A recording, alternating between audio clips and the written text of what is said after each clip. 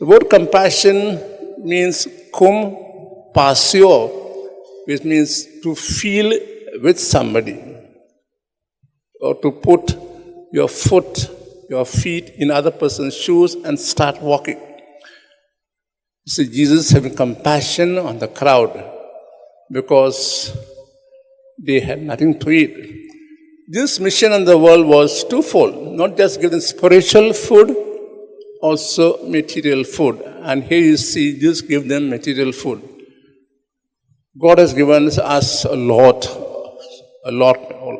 both spiritual and material wealth. When we see people suffering, do we feel compassion for them? Do we feel pity for them? Pity is different from compassion. And when we feel compassion, do we move ahead the next step? It's not enough to feel compassion. Do our hearts go out to do something for them? During the time of the COVID, we know a lot of experiences where we felt compassionate to those who are suffering, those without food, and we went out of our way to give them the basic necessities of life.